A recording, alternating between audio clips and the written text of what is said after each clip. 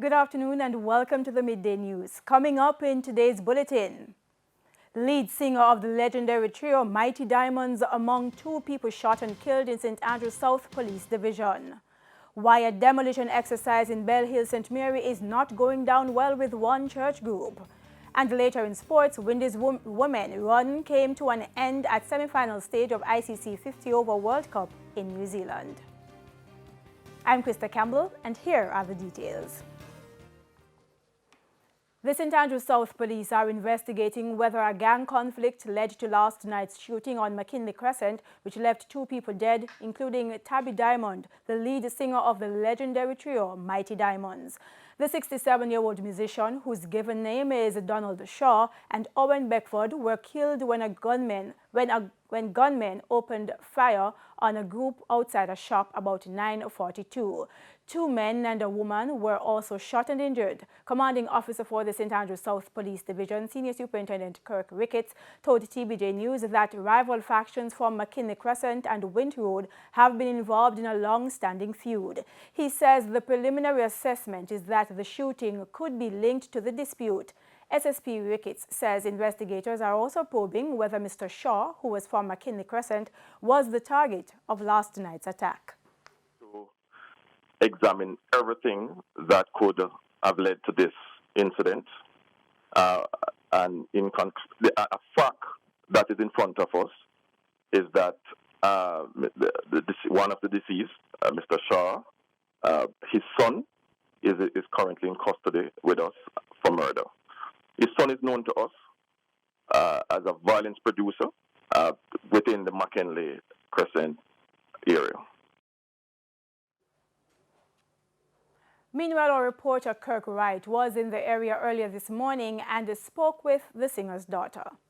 So sometime after 9 last night, the singer Donald Shaw was killed. In fact, 5 persons were shot. 2 died. This morning when I came here, it was a very emotional scene. In fact, we have his daughter with us to just share with us and tell us exactly who he was. Remind us of your name? Dashika Shaw. Miss Shaw, tell us a little bit about your father. Well, yeah, Tabby's humble person, quiet, very kind-hearted person, and loving, because he's always talking about love, and he's a person that always, like peace. Mm-hmm. He's a peacemaker. You remember him most by what? I remember him most by just being loving around everyone, and he's as what I said, he's very kind. He always wants to see, persons be happy. He just want happy. When it comes to even the children, you can't even touch them. You understand? He always said, don't, so he's always there. Whether they're wrong, him just don't lick them, don't do that, He was a popular singer, but the younger people may not know him. He was a part of the Mighty Diamonds? Yes. Mm-hmm. Tell us a little bit about his singing career. Well, he's been singing over a years, and that is his passion. His passion is singing, and him go all over, do his thing. When we were younger, we were with him. Going to the Sun's Festa, we're going all over with him. He's a family person, so we were always used to go places with him when he's performing. In terms of a popular song that he did, share with us one of those more popular ones. Oh, the more popular ones, like I Need a Roof Over My Head, and Marcus Garvey. It's like there's so much, How is the community reacting to his killing, though? It's sad, everyone. It's a sad. It kind of rocked the entire community. It rocked the community, the adjoining communities also, because he's just what I said, and it's not just just from the family, but all over. Persons just know him as that type of person, very humble, loving, and caring, and love to share and all of that. Thank you so very much.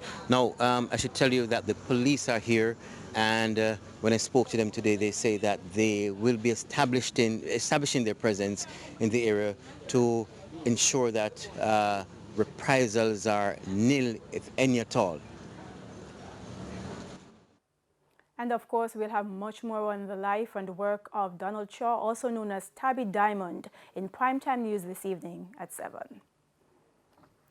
Carnival activities will take place in Jamaica come July. The announcement was made in the last 24 hours. Now, our reporter, Sandy Williams, has been getting reactions from some key players in the entertainment sector and now joins us live. Sandy? Thanks, Krista. Now, after hanging up their carnival booths and costumes for 2 years due to the impact of the COVID-19 pandemic, revelers will finally get to march and gyrate come this July. This as Carnival in Jamaica National Stakeholders Committee announced on Tuesday that the Carnival Festival season for 2022 will begin on July 1 and will end days later with a road march. But as you'll hear in this report, Carnival will take place without one major band. The road parade will take place on July 10 in Kingston.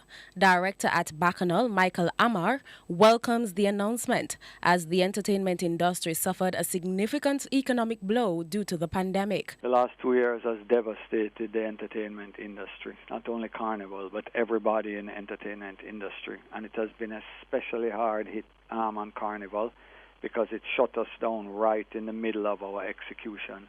So we had actually expended huge amounts of money and were about to start getting in the revenue when it was cancelled. Well, Bacchanal is very excited at this announcement, and we look forward to staging a fantastic carnival in July for our many, many fans who have stuck with us through the last 2 years. Bacchanal is one of the bands that is preparing for the season. Picking up where it left off in 2019, Bacchanal will start the summer festivities with Rum for Breakfast on June 25 at Hope Zoo. Though the COVID-19 restrictions have been relaxed, Mr. Amar says protocols will be put in place to ensure the safety of revelers. Where we left off was the preview to Carnival, so we're really going straight into the meat of Carnival. Rum for Breakfast, Premium, Bacchanal Juve, and the Bacchanal Road March, our 4 biggest events. Yes, Bacchanal is very conscious about the safety and health of our customers and staff, and we are going to be putting protocols in place to ensure that everybody coming to our events is as safe as possible. Of course, those protocols are flexible because depending on what the situation is with COVID closer to the time, that will determine how many or how few protocols we use. Meanwhile, another band, Jamaica International, will not be participating in Carnival in Jamaica in July. In a press release, the band said that out of respect and prior commitments to its regional and international partners who will be having road marches during the same period, Jamaica International has decided that it is best if it organizes its band for subsequent staging in Jamaica. It further notes that Jamaica's research has shown that carnival chasers regionally and internationally have already made commitments to carnivals and bands that have announced their carnival dates, which are within their usual carnival cycle. Therefore, it is highly unlikely that they will be coming to Jamaica because July is not within their usual carnival cycle. Sandy Williams, TVJ News. A recent demolition exercise in Bell Hill, St. Mary is not going down well with the Seventh-day Adventist church group that's affected by the municipal corporation's actions. We have more in this report. Back in Bell Hill, St. Mary, the sign to the deep rural community noticeably missing. It's demolition day at the spot where members of a Seventh-day Adventist movement have decided to relocate ahead of a time of great judgment they say is yet to come. Now, there had been speculation that the group, following the Blueprint Ministries, was involved in cult-like activities, but the police and municipal corporation had said there was no proof of that. Head of the corporation, Mayor Richard Query, said he's only interested in the area because structures were being built without requisite approval. We conducted 3 different inspections of the site over a few months, and we identified all of the unauthorized building works, and we carried out demolition on 3 of those structures that were being constructed on the site. Now, the church has been insisting it's being unfairly targeted, noting many other buildings elsewhere that are in breach of building code regulations. But the mayor insists the municipal corporation is taking a tougher stance on everyone who continues to build without first getting permits from the local authority. The next steps after discussions with the representative of the organization is for them to attend a meeting with the St. Mary Municipal Corporation to look at the development of a proper subdivision plan to ensure that the development happens in accordance to all the rules and regulations of the government of Jamaica. Now, the church leader has maintained that it was correcting the breaches the members were told to fix when the municipal corporation first visited the Bell Hill site. However, I was unable to get a reaction on this latest development. As for the missing sign at the entrance of the community, it is a concern because they are not the only residents of the area, and often those signs are used as identification for other persons who are traversing the area. So that is something that we will do further investigation, and deemed necessary actions will be undertaken. We head to our first break now, but stay tuned for more stories when the Midday News returns. Welcome back to the Midday News. Residents in sections of Portmore St. Catherine continue to raise concerns about garbage collection. They say there has been a pileup of garbage in Edgewater for weeks and they want something to be done. Here's Cody and Barrett. Portmore might be on course to become Jamaica's 15th parish, but at present there's a major health crisis brewing in sections of the Sunshine City. The lack of garbage collection has taken center stage again, an age-old problem. The stench of the waste, they say, is unbearable. And that is not the only challenge they are up against. The dogs, they come and them chew up the bags because we have about 4 drums right now. And all drums are full and garbage are on the ground because the drums can't hold anymore. So the bags now, the dogs come and chew the bags them every morning. You know, we're not getting the type of representation that we would need, and we're asking our councillor, you know, Mr. Campbell, to speak on the issue and address some of the problems that you see happening not only in Edgewater but across Portmore. We put the matter of representation to the Mayor of Portmore, Leon Thomas. We have no responsibility over the garbage collection. It is fall squarely under central government. By all indications, it appears the garbage won't be collected anytime soon. We were told the residents have resorted to other alternatives. Right now, if we go down by the lagoon, we call it seaside. Yeah, but if you go down by there are tons of garbage down there because people have to find other ways and means to dispose of their garbage. In the meantime, Southeast St. Catherine Member of Parliament Robert Miller is appealing to residents to discontinue the practice of improper waste disposal across the parish. We understand that the state have a duty to collect your solid waste, but we encourage you not to litter our surrounding, not to damage our environment, because once you trash those garbage in the gullies, in the seaside, in the lagoon, it only affects us. Cody and Barrett, TVJ News. And we go now to the Business Minute. The Business Minute, brought to you by... I'll never forget how it all started. Digicel, made in Jamaica. They are since 2001. Listed company Caribbean Flavors and Fragrances says logistics challenge due to the COVID-19 pandemic strongly impacted the company's performance in 2021. For the year ended in December, the company registered a decline in profit. The line item amounted to $79.6 million versus $82.3 million in 2020. Revenues, however, saw a 7% improvement, which according to the company was driven by new partnerships and products. In news overseas, Germany has declared an early warning over possible gas supply disruption amid a payments standoff with Russia. Russia had demanded unfriendly countries pay for its gas in rubles from March 31, but the EU has rejected the idea. Moscow later appeared to soften its stance, saying on Wednesday ruble payments would be introduced gradually. And that's it for the Business Minute. I'm Cody Ann Barrett. The Business Minute, brought to you by... I'll never forget how it all started. Digicel, made in Jamaica. They are since 2001. Here now is a preview of what's coming up in this evening's Health Report.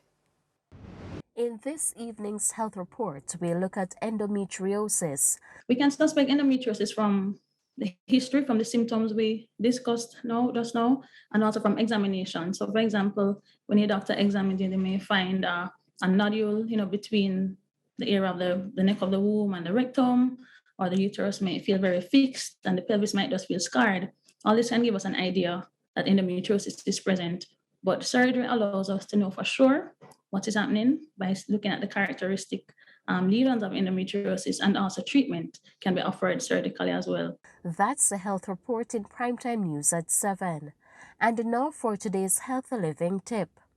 Here are some things you can try to help ease your symptoms. Invest in a wireless heating pad. A heating pad is one of the best home remedies for endometriosis pain. Take warm baths, stay hydrated, and keep medication on hand.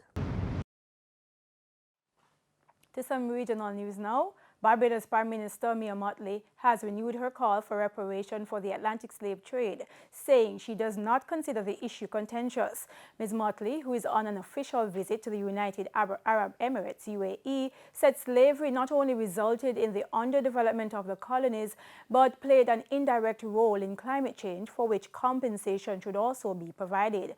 She said the former colonizers removed the wealth from countries like Barbados and created the Industrial Revolution in developed nations, which in turn contributed significantly to the world's greenhouse gases. We head to another break now. Renardo Brown will have your Midday Sports report when we return. Welcome back. It's now time for your Midday Sports. Now, West Indies women all-rounder Hayley Matthews says the ladies should still hold their heads high despite a humiliating 157-run defeat to Australia in the semi-final of the ICC 50-over World Cup last evening. 129 from Alyssa Healy and 85 from Rachel Haynes carried Australia to 305 for 3 from 45 overs after the game was reduced due to rain. Beth Moody also added some quick runs towards the end with 43 not out from 31 balls. In their time at the crease, the Windies, batting 2 players short, were blown away for 148, with captain Stefani Taylor getting 48, while Matthews and Deandra Dantin made 34 each. In her post-match comments, Matthews praised the staff of head coach Courtney Walsh, batting coach Robert Samuels, and bowling coach Cora Collymore. She says the team has come a far way over the last 12 months. Yeah, it's just really, really good to be a part of the growth that this team has had over the last year, and I genuinely do think that if we continue moving in this direction, it's only bigger things for us. When you speak about the advantages that some of the other teams would have over us, like Australia or England, with their domestic structure and the amount of talent that they have to pull from within their pools, and then you look at us competing against teams like that, it just shows the fight and the heart that we really do have as a team. Now, the second semi-final of the World Cup will be played this evening at 8 between South Africa and England. And a half-century from Daniel McFarlane and a superb bowling performance from Sachin Davis led Calabar to an easy 132-run win over St. Andrew Technical in the Asa Grey Shield Under-19 cricket competition on Tuesday. Batting first, Calabar posted 217 for 4 declared, with McFarlane top scoring with 79 not out, while Giovanni Hamilton supported with 45. Giovanni McGowan took 2 for 73 for Stats, while Shannara McGowan had 1 for 21. In their run chase, Stats were bowled out for 85 as Davis bagged 5 for 10. Kewane Anglin also picked up 4 for 39 as Giovanni McGowan returned to score 16. And in football, interim head coach of the Reggae Boys, Paul Hall, says the team will take this evening's game against Honduras seriously, despite both teams having nothing to play for. The CONCACAF World Cup qualifying will conclude this evening with both the Reggae Boys and Honduras out of contention for a spot at the World Cup in Qatar. In fact, they occupy the bottom 2 spots in the table, with the Reggae Boys 7th on 8 points and Honduras 8th on 4. A win for the Jamaicans can see them end the qualifier in 6th, should El Salvador, who are on 10 points, lose to Mexico. Looking ahead to the game, Hall says the team wants to get things right tonight. Yeah, man, I want to finish the game on a high. I want us to perform, and I want us to make sure that we dictate the game like we did against El Salvador, but this time just finish things off and be clinical. Now, the Reggae Boys game is set to start at 8:05 this evening at the National Stadium.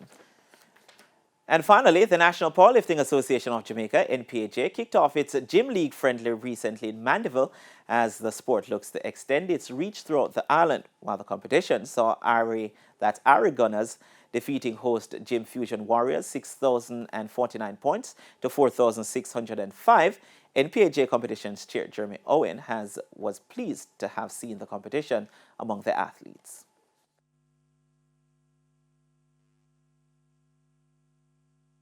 I can't be any more pleased with what I saw today in terms of the intensity, the aggression from the athletes, the competitive spirit, all in a good natured vibe in a positive environment. It was wonderful for me. The Exhibition League is being used to bring more attention to the sport as the NPAJ looks to build its athlete base. And that's it for your Midday Sports Report. Krista, it's back to you. Thank you so much, Renardo. Any predictions for tonight's match with the Reggae Boys? Jamaica 2-1. Oh, okay, let's see what happens, right? And that's how we end things here on the Midday News for today. I'm Krista Campbell. Join us again at 7 for Primetime News. On behalf of the news, sports, and production teams, have a good afternoon.